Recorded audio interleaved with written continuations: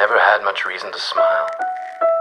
He grew up poor, buried his rarely there alcoholic father at the age of 12, committed his own mother to an insane asylum, stepped out into his first stage at the age of 5.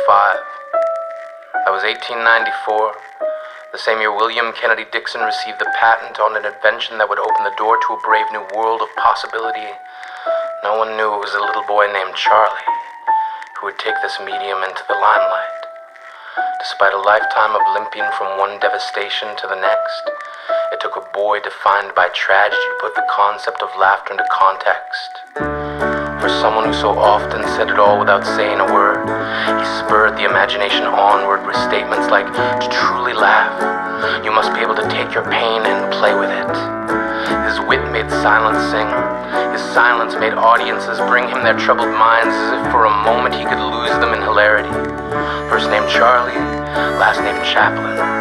A man who could pin his own pain to the screen, then lean in to kiss misery, only to pull away at the last second because that was comedy. Charlie, who gave the world permission to smile while in the midst of the Great Depression.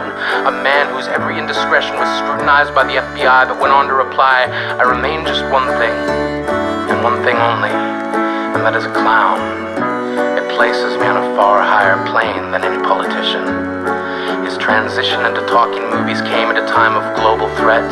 When Hitler set his eyes upon the world with a sense of ownership, Charlie took it upon himself to equip the world with hope and went on to state, "The hate of men shall pass, and dictators die, and the power they took from the people will return to the people, and so long as men die, liberty will never perish." I consider this the wish of a man who knew enough to know should the world ever go blind, we will find ourselves with hope. That the true scope of joy is not limited to the trials we go through or the tests we take. That our hearts break only to serve as a reminder that we are here. That every tragedy is a detour meant to steer us past the last failure and into the next success. We are born into the concept of yes, but educated into fields of no. So get up and go forward like Charlie, who had no reason to smile but did it anyway. Take your pain and play with it. Commit laughter in the face of despair. Wear a smile and change the lives of those around you. Glue your hand to your heart and promise yourself that tomorrow will be better, I promise. Nothing is permanent in this wicked world, not even our troubles. Charlie knew this better than most. Went from desperate poverty to toast of the town in a career that spanned 73 years. From the stage to the screen, and in between every scene it was Charlie versus McCarthy. Despite never wanting to fight, Charlie used film to battle a government brazen enough to call a clown a communist. I ask you to resist misery, to let it love your company only from a distance. Your existence is not defined by how many times you are dragged down and knocked out. True victory is about suffering, defeating, getting up to go forward, so get up. Because the way to your heart is through your heart. If this world is a stage, do not simply play your part, invent it. Sit at the edge of a pratfall and dive in. Pin your pain to the wall and laugh. Live like half of your days are numbered and all the rest are yours to play with. Your spirits are not confined by gravity, so lift them.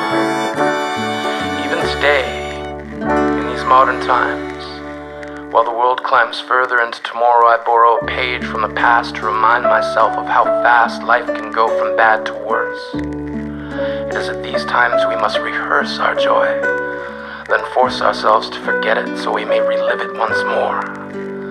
Let us roar, like a litter of kittens who fell in with the wrong crowd and started taking steroids. No one in this life avoids sadness. Even happiness casts a shadow. That's the trade-off. To know joy, we must also know agony. Like Charlie, who embraced his pain even upon being sent into exile. So I remember the man that inspired the words. Smile though your heart is aching. Smile even though it's breaking.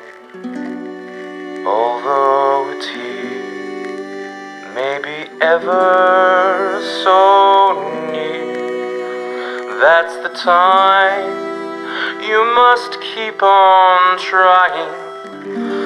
Smile, what's the use of crying? You'll find that life is still worthwhile. worthwhile if you just